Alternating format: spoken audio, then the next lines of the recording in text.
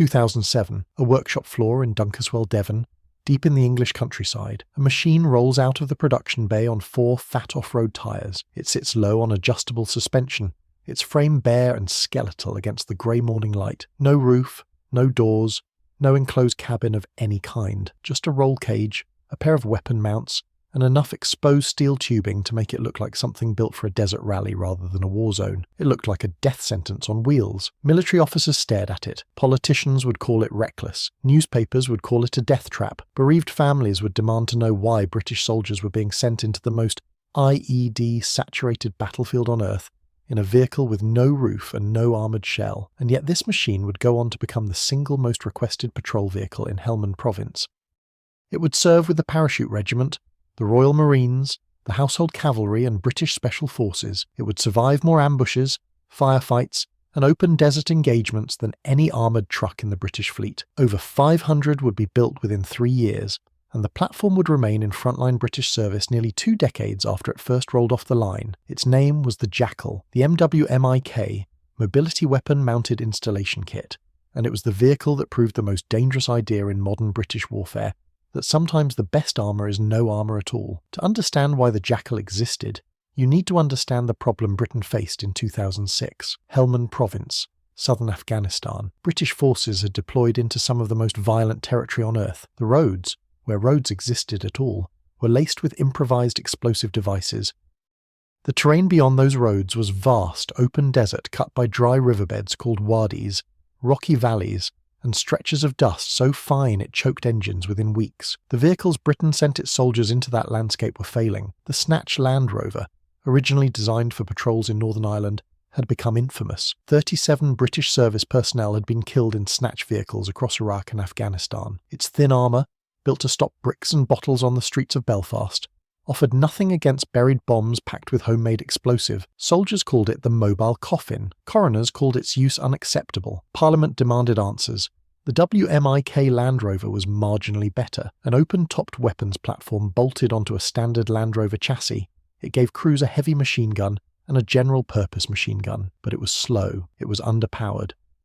It lacked the range to operate independently across the vast distances Helmand demanded, and its suspension, designed for English farmland, could not survive the brutal terrain of southern Afghanistan at speed. Britain needed something entirely new, not a heavier truck, not a thicker shell, something faster, something longer ranged, something that could leave the road entirely and cross open desert at speeds no buried bomb could predict. The answer came from a company that had never built a military vehicle for mass production. Supacat, based in Devon, was a specialist engineering firm known for building high-mobility transporters for civilian use, lightweight machines designed to cross terrain that defeated conventional vehicles. The Ministry of Defence looked at their HMT 400 platform and saw something no other manufacturer was offering, a vehicle built from the ground up around a single idea: do not get hit. The Jackal was not designed to absorb a blast.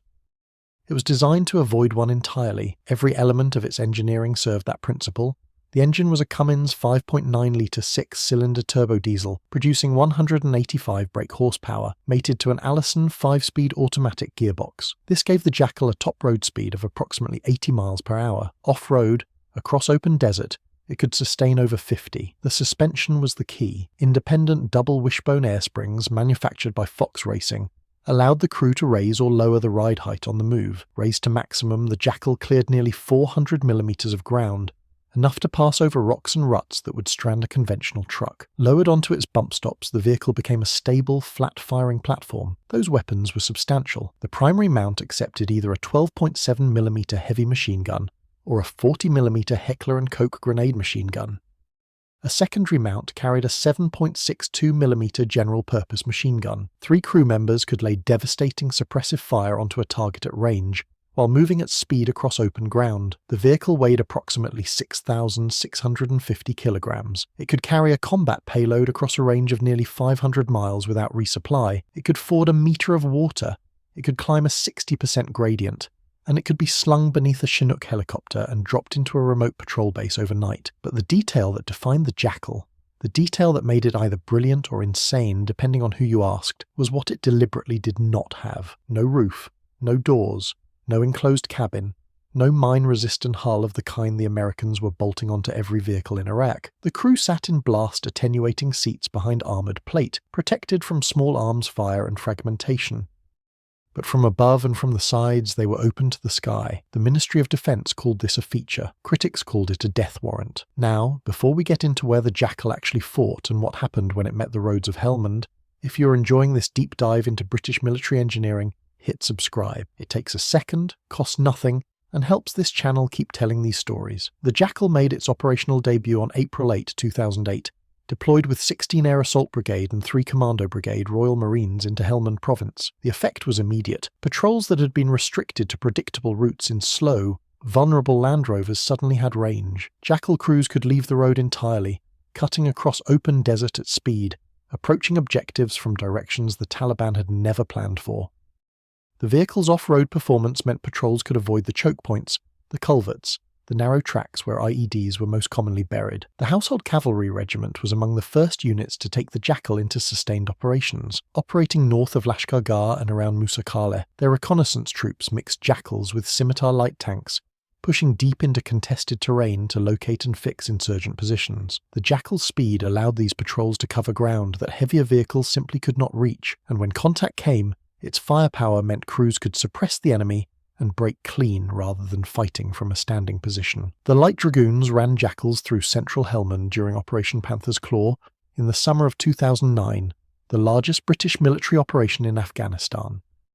Their crews provided reconnaissance and fire support across a front stretching north of Lashkar Gah, probing Taliban defensive lines along canal networks and irrigation ditches. The vehicle's ability to reposition rapidly under fire became a defining tactical advantage. Crews could engage, displace to a new position, and re-engage from a different angle before the enemy could adjust. But the Jackal's most dramatic moment came not on a desert patrol, but inside the wire. September 14, 2012, Camp Bastion, Helmand. Shortly after 2200 hours, approximately 15 insurgents breached the perimeter of the largest British base in Afghanistan. They were wearing American military uniforms.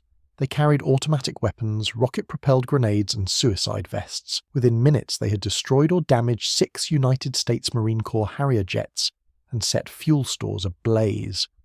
RAF Regiment Sergeant Roy Geddes was commanding a 12-man quick reaction force. He loaded his men into Jackals and drove directly into the breach. The scene was chaos. Burning aircraft illuminated the darkness. Explosions tore across the flight line. Geddes could see tracer fire cutting through the smoke but could not identify how many attackers had penetrated the perimeter. He pushed his Jackals forward anyway. One vehicle took a direct hit from a rocket-propelled grenade. The blast wounded the entire crew, including Geddes, who took shrapnel to the knee. He refused evacuation. He extracted his wounded men, reorganized what remained of his force, and re-engaged the attackers from a new firing position. The battle lasted through the night. By dawn, every insurgent inside the wire was dead. Sergeant Geddes was awarded the Military Cross, only the second member of the RAF to receive the decoration for service in Afghanistan. Corporal Kurt Lee received a mention in dispatches. The Jackal had proven beyond question what it could do in a firefight. Fast, aggressive, mobile, lethal, but the vehicle's record was not written only in victories. The roads of Helmand told a different story. On October 15, 2008, Trooper James Munday, 21 years old, Household Cavalry Regiment, was driving a Jackal on patrol approximately 23 kilometers north of forward operating base Delhi. His vehicle detonated a contact-triggered IED buried in the track. Trooper Munday was killed. He was among the first British soldiers to die in a Jackal. On March 15, 2009, Corporal Graham Stiff and Corporal Dean John, both Royal Electrical and Mechanical Engineers attached to 1st the Queen's Dragoon Guards, were killed west of Garmsur when their Jackal struck a buried explosive device and was destroyed. On June 19, 2009, Major Sean Birchall of the 1st Battalion Welsh Guards was killed near Basharan when his Jackal detonated an IED during a patrol south of Lashkar Gah. He was 33 years old and the highest-ranking officer killed in a Jackal during the war. By August 2009, according to contemporary reporting, 13 British soldiers had been killed in Jackals. The media turned. Newspapers called the vehicle a death trap. Members of Parliament demanded answers in the House of Commons. One member told the chamber that young soldiers love driving the Jackal until they or their mates are killed or maimed. The Ministry of Defence held its position. The Jackal was never designed to survive a direct IED strike. It was designed to avoid one, and in the vast majority of patrols it did. But when the blast came, and on the roads of Helmand the blast always came, The open-topped cabin offered nothing. The loss was real. The grief was real. And yet the troops who drove it kept requesting more. The Americans chose a different answer to the same problem.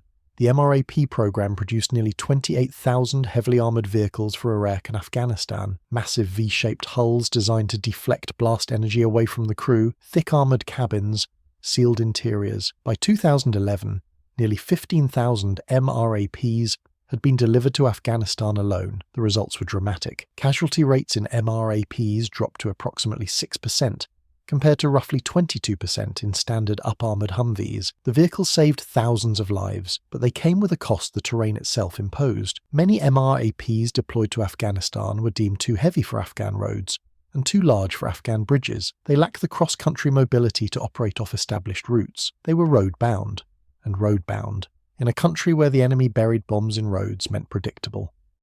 The Jackal was the opposite philosophy. Lighter, faster, unpredictable, its crews could cross open desert, ford wadis, and climb gradients that no MRAP could attempt. They could approach objectives from directions no buried bomb could anticipate. The British ran mixed fleets.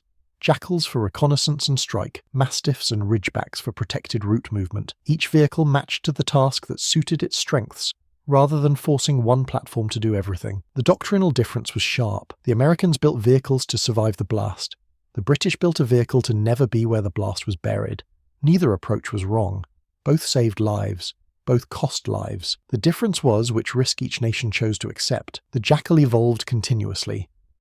Jackal II entered service in August 2009 with a larger 6.7-litre engine, a forward-mounted 360-degree gun ring, capacity for 4 crew, and significantly improved blast protection beneath the hull. Jackal 2A followed in 2010 with an integrated mine blast cab. The 6x6 Coyote tactical support vehicle extended the family into logistics and resupply. Over 600 Jackal and Coyote vehicles were assembled at Babcock's Devonport facility within 3 years. After Afghanistan, the Jackal did not disappear. It became the backbone of Britain's light cavalry reconnaissance force. The Light Dragoons deployed Jackals to Poland under NATO's enhanced forward presence. First, the Queen's Dragoon Guards took them to Mali for long-range desert patrols with the United Nations. Vehicles were loaned to Estonia and donated to Ukraine.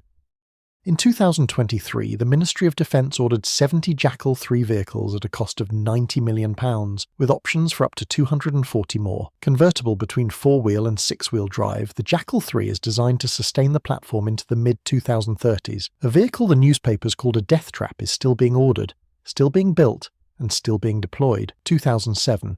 A workshop floor in Devon. A machine with no roof, no doors, and no armoured cabin rolled out of a small factory and into the most violent battlefield the British Army had faced in a generation. It was not mine-resistant. It was not blast-proof. It could not protect its crew from a direct IED strike on a predictable road. It lacked the sealed, pressurised hull that the Americans wrapped around their soldiers by the tens of thousands, and it was never supposed to. The Jackal was built on a bet. A bet that in a war where the enemy buried bombs in roads, the most dangerous thing a vehicle could do was stay on the road. A bet that speed, range, and unpredictability could save more lives than steel. It was a bet that cost lives. 13 confirmed dead by the summer of 2009. More in the years that followed. Families destroyed. A national debate about what a government owes the soldiers it sends to war. And yet, the Parachute Regiment requested more. The Royal Marines requested more. The Household Cavalry, the Light Dragoons, the Queen's Dragoon Guards, the RAF Regiment. Every unit that drove the Jackal into combat asked for it again. Over 600 were built. The platform is now in its 3rd generation. It remains in frontline service from the Baltic to West Africa. A new production line is running in Devon today. The Jackal was not comfortable. It was not safe. It was not the vehicle any politician wanted to defend on the floor of the House of Commons, but it was the vehicle that every soldier who drove it into Helmand wanted under them when the shooting started. That is not a failure of engineering. That is a statement of trust, and in a war fought on roads laced with buried explosives, trust was the only armour that mattered.